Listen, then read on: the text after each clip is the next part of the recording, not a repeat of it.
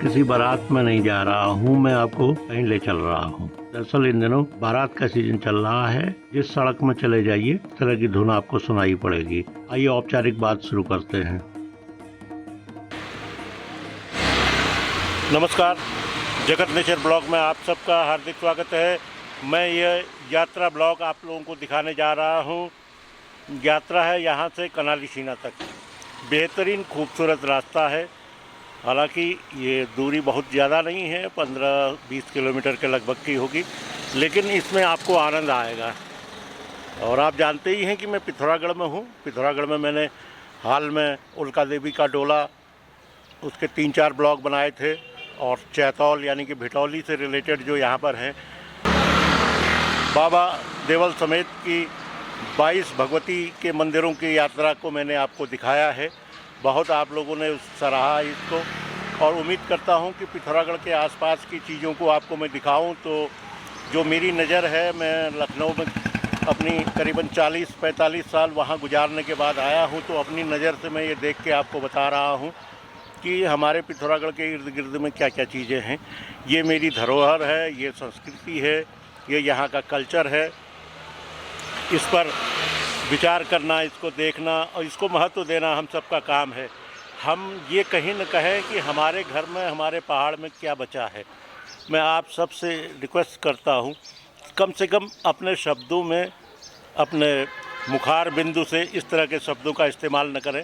आपकी कोई मजबूरी हो, व्यक्तिगत मजबूरी हो, पारिवारिक मजबूरी हो, आप पलायन कर सकते हैं, जा सकते हैं, लेकिन ये न कहें कि पहाड़ में कुछ बचा नहीं है। पहाड़ में बहुत कुछ है। जो लोग यहाँ रह रहे हैं, मैं उन सबको सैल्यूट करता हूँ। उन लोगों ने इस पहाड़ को आबाद कर रखा है जहाँ पर सुविधाएं कम हैं, लेकिन धीरे धीरे सुविधाएं भी बढ़ रही हैं, चीज़ें आ रही हैं। जो चीज़ हमें मैदान में या प्लेन्स के बड़े शहरों में मिलती हैं, वो भी अब यहाँ पर मिलने लगी हैं। और इसलिए मैं आप सबसे यही रिक्वेस्ट करूँगा कि हमारे पहाड़ में सब कुछ है, धीरे धीरे होगा। बहुत तेज़ी से आगे बढ़ने का मतलब ठोकर लगना है। धीरे धीरे बढ़ने का मतलब सबल सबल के आगे बढ़ते हैं तो वो शिखर तक पहुंचते हैं। आइए अब चलते हैं हम सफ़र पर। मैं ये यात्रा बस्ते जगह से शुरू कर रहा हूँ। रई के पास में बस्ते ये जगह है, और बस्ते का मैंने ऊपर वैष्णवी देवी का मैंने ब्लॉग भी बनाया था, जो ये चैतौल वाली यात्रा गई थी। ये वही जगह बस्ते है। यहीं पर सामने ये पंडा फार्म कहलाता है। पंडा फार्म यानी कि DRDO की रिसर्च लेबोरेटरी है। यहाँ पर DRDO रक्षा अनुसंधान जो है वो यहाँ पर अनुसंधान करते हैं, लेबोरेटरी में, लैब में प्रयोग करते हैं विभिन्न तरह के। अब क्या प्रयोग है ये बहुत ज़्यादा, क्योंकि ये सीक्रेट रहता है, इसलिए बता नहीं पाए, लेकिन कभी मैं कोशिश करूंगा कि आपको मैं DRDO की इस लैब के बारे में भी मैं आपको दिखाऊं। ये प्रयोगशाला बहुत बड़ा फार्म है। अभी एक झलक इसको दिखाते हुए आगे बढ़ेंगे, और 7 शिलिंग से मैं पूरी यात्रा आपको सड़क वाली दिखाऊंगा। तब तक ये रोड फिर सब एक ही है, यहाँ से पंडा, जाजर देवल, तब फिर 7 शिलिंग आएगा। आइए अब ब्लॉग में आगे बढ़ते हैं। ये लिखा है defence institute of bio energy research, DIBER Pithoragarh. और यहाँ पर और कुछ डिटेल दिया है, देखिए आता पकड़ में। रक्षा अनुसंधान एवं विकास संगठन, रक्षा जैव ऊर्जा अनुसंधान संस्थान, प्रक्षेत्र Pithoragarh, government of India, ministry of defence. ये जो आपको तार बाड़ के अंदर दिख रही है, ये है DRDO की लैब। इसमें विभिन्न तरह के प्लांट्स यानी कि वनस्पतियाँ उगाई जाती हैं, जिनमें बायो एनर्जी की खोज होती है, जिसमें ज़्यादा बायो एनर्जी है। तो ये आप तय जान लीजिए, कुछ दिन बाद, कुछ सालों बाद भारत में भी जो ये पेट्रोल है, जो डीजल है, इसका स्वरूप बदलने जा रहा है। ये बायोकार्बन की जगह पर कोई न कोई वनस्पतियों पर आधारित ईंधन हम सबको मिलेगा। हालांकि कुछ प्रयोग हो रहे हैं। गडकरी साहब बार बार कहते रहते हैं कि अब नया ईंधन है वो आने जा रहा है। अब देखिए कब इसकी घोषणा होती है, कब ये हम लोगों के सामने आता है। देखिए सामने ये यहाँ से बहुत बढ़िया दृश्य है, एयर स्ट्रिप दिख रही है, यहाँ का एयरपोर्ट है तो ये स्ट्रिप है। अभी केवल 42 सीटर एक जहाज़ बड़ा वाला आता है, बाकी 19 सीटर जहाज़ 2 चक्कर करता है, एक पंतनगर का दूसरा देहरादून का, और 42 सीटर ATR जो है वो दिल्ली से आता है, वो भी हफ्ते में 3 दिन आता है। देखिए धीरे धीरे गवर्नमेंट या अन्य जहाज़ उड़ाने वाली कंपनियां हैं, इंडिगो हो गया, टाटा के इंडियन एयरलाइंस हो गई, तो जल्दी ही इसमें वो भी शामिल होंगे। यानी कि पिथौरागढ़ पहुंचाने वालों में पिथौरागढ़ तक जो पहुंच बनेगी तो ये भी एयर ऑपरेटर्स जो हैं ये भी शामिल होंगे। सामने यहाँ से APS दिख रहा है, जो पहाड़ी के पास में सबसे ऊंची बिल्डिंग, एक ब्लू कलर की है, एक येलो कलर की है, वो ये देखिए ये APS है, आर्मी पब्लिक स्कूल।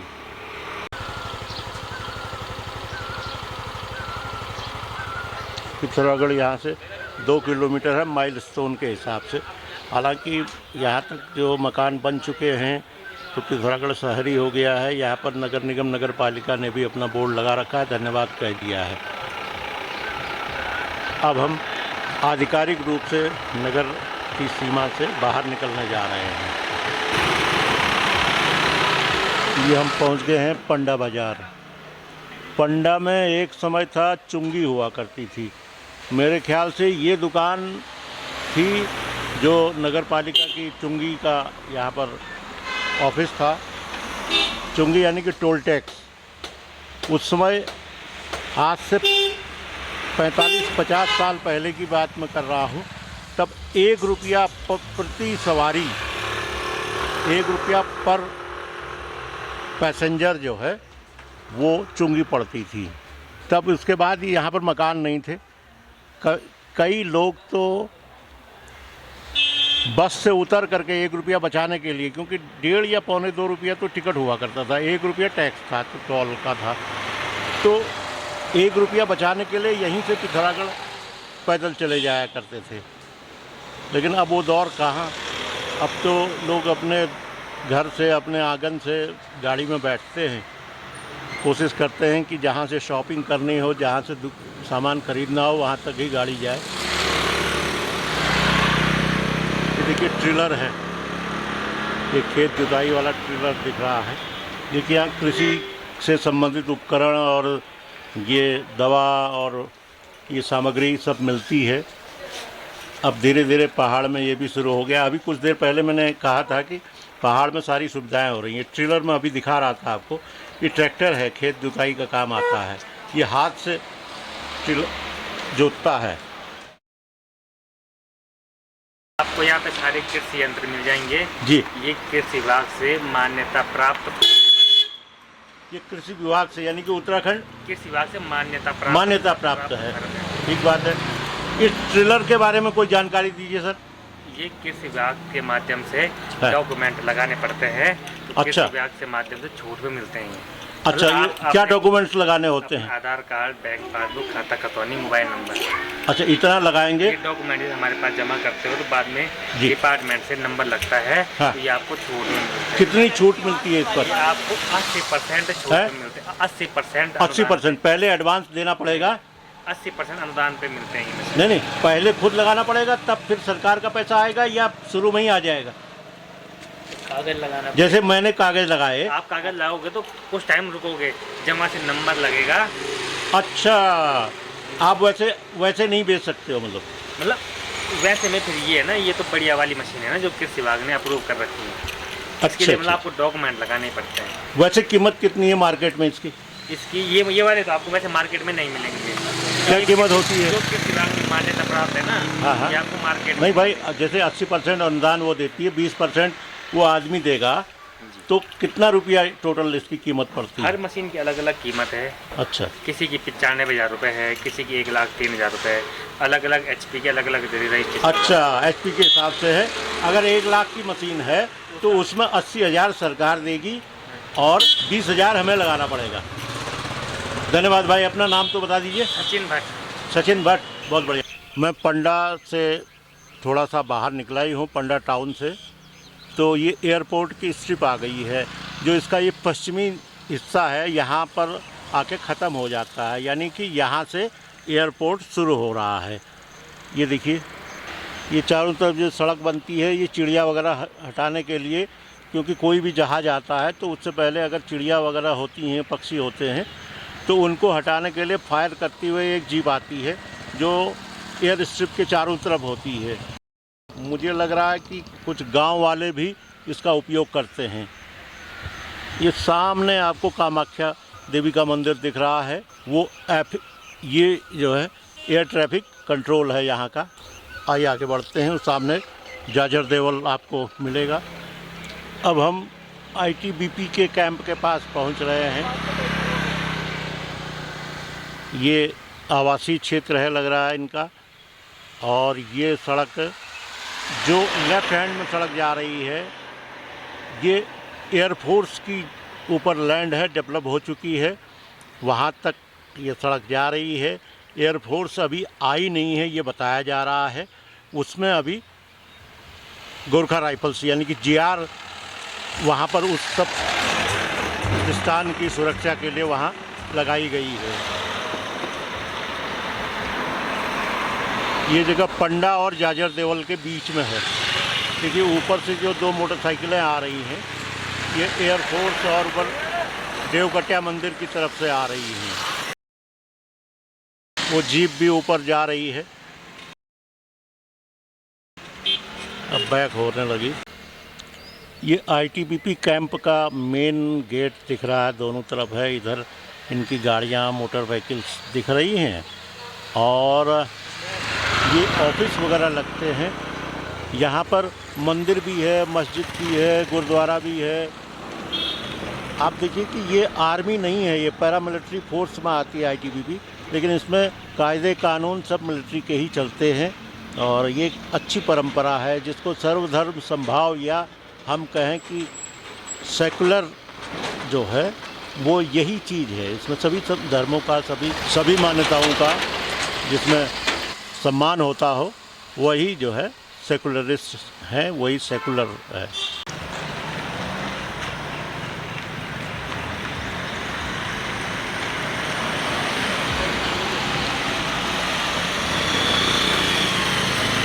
ये आईटीबीपी जाजर देवल है, यहाँ पर 14वीं बटालियन है। आईटीबीपी का मतलब तो आप समझ ही रहे हैं कि भारत तिब्बत बॉर्डर पुलिस।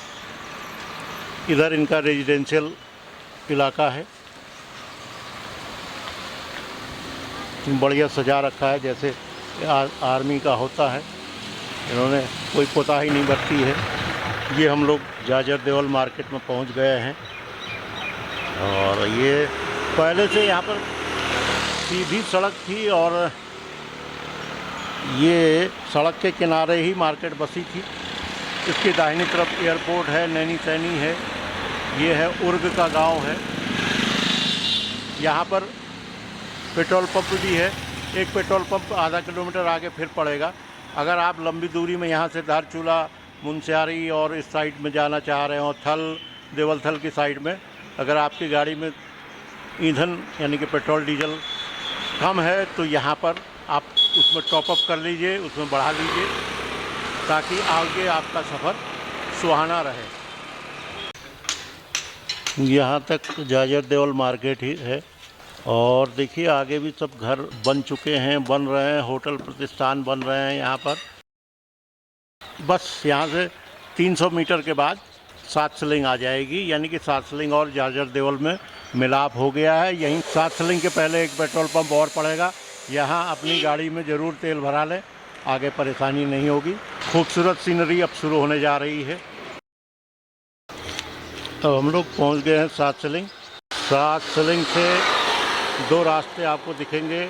एक बाईं तरफ वाला तो देवलथल मुआनी होते हुए थल पहुँचेगा, और राइट हैंड वाला कनाली छीना जाएगा। और इसी मार्ग में आगे जल करके दो हिस्से हो जाएंगे। एक डीडी हाट की तरफ को जाएगा, एक धारचूला की तरफ। डीडी हाट से घूम के फिर थल में आके वो सड़क मिलेगी। आगे चल करके थल से आगे मुनस्यारी भी पड़ेगा।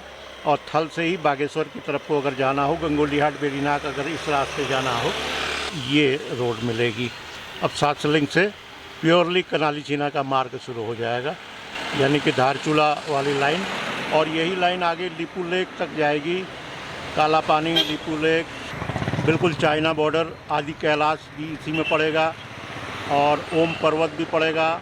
आदि कैलाश के बारे में आपको ध्यान होगा ही होगा, यहाँ प्रधानमंत्री मोदी जी गए थे, तब से काफ़ी वो लाइमलाइट में है। और आइए सफ़र फिर आगे बढ़ाते हैं। मैं दाहिने हाथ वाली रोड में आ गया था। बाएं हाथ वाली रोड देखिए, जो लेफ़्ट साइड की रोड थी, देवलथल, मुआनी और थल होते हुए मुंशियारी बागेश्वर जाने वाली रोड ये है। और मैं राइट हैंड में आया था, तो मेरा सफ़र अब इस तरफ को शुरू हो गया है।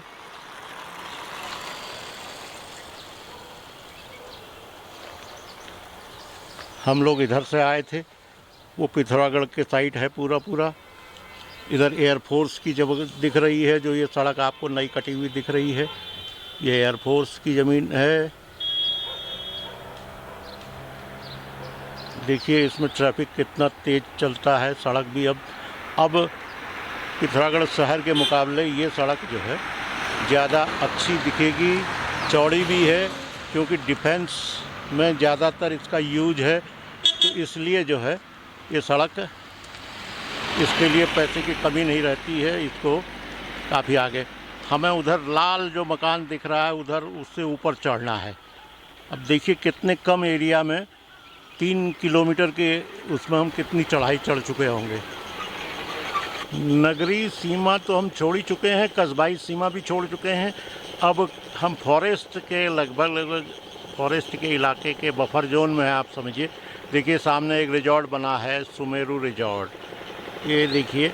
अब मैं अगला मेरा पड़ाव यहाँ पर होगा, जहाँ ये बोर्ड आपको दिख रहा है, और यहाँ पर पहुँच करके मैं आपको अन्य चीज़ें बताऊँगा। आप देखिए पिथौरागढ़ हमसे कितना दूर हो चुका है। हम करीबन 7-8 किलोमीटर का सफ़र जहाँ पर से मैंने शुरू किया था वो पार कर चुके हैं। पिथौरागढ़ का ये सातसलिंग वाली वैली देखिए, मड़ सिलौली है आगे को, वो ऊपर एयरफोर्स का इस्टेब्लिशमेंट है। अब संभवतः वहाँ पर एयरफोर्स आएगी तो और चीज़ें बनेंगी।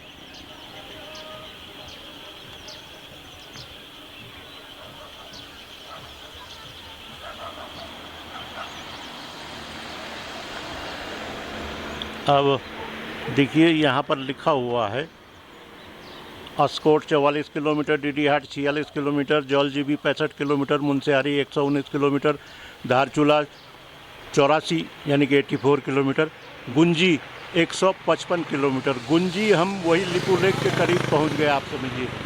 गुंजी से ओम पर्वत और आदि कैलाश के रास्ते अलग अलग हो जाएंगे। देखिए क्या खूबसूरत जगह है, बहुत ही खूबसूरत ये रास्ता है। देखिए मैं इसी से सफ़र कर रहा हूँ। एक चीज़ मेरी समझ में नहीं आया, मैं जहाँ देख रहा हूँ मकान ही मकान बन रहे हैं।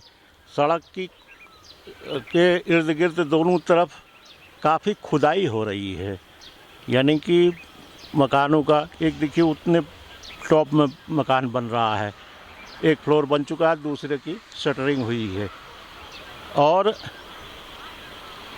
सरकारी विकास कार्य अगर होते हैं तो लोग उसमें एनजीटी भी आ जाती है, और तरह तरह के उसमें रिस्ट्रिक्शंस लगते हैं। और प्राइवेट इस तरह से पहाड़ की जड़ों को लोग खोद डाल रहे हैं, तो वहाँ पर कोई ना एनजीटी दिखती है, ना सुप्रीम कोर्ट दिखता है। सुप्रीम कोर्ट को स्वतः संज्ञान भी ये चीज़ लेना चाहिए। अब तो मुझे लग रहा है कि एक सुप्रीम कोर्ट के पास जिस तरह के केसेज आ रहे हैं, उनको अब एक अपनी कोई जो है, जो उसको खुफिया एजेंसी जिसको कहा जाए, उसको खुद ही बना लेनी चाहिए। तरह तरह से जो सोशल मीडिया में और उसमें जो चीज़ें चल रही हैं उनको शॉर्ट आउट करे, बताए। मैं उस मुकाम पर, उस मोड़ पर था, गोल मोड़ अगर आपको दिख रहा है, वहाँ पर से मैंने आपको कहा था कि मैं अगले मुलाकात आगे जाके करूँगा। कहाँ गई सड़क, खो गई। ये पहाड़ी के नीचे ये, हाँ ये अब मैं इसमें फोकस कर रहा हूँ, देखिए मेरी उंगली पहुँच पाती है वहाँ पर तक। ये देखिए इस जगह से, इस मोड़ में था पहले मैं, और बीच में थोड़ी देर के लिए रिजॉर्ट दिखाने के लिए रुका था। अब यहाँ पहुँच गया हूँ, देखिए अब ये बोर्ड है। और ये भी देखिए एक अगला मुकाम नैनी पातल का है, वो यहाँ से 4 किलोमीटर दूर है। नैनी पातल, पलेटा, ये जगह हैं यहाँ पर।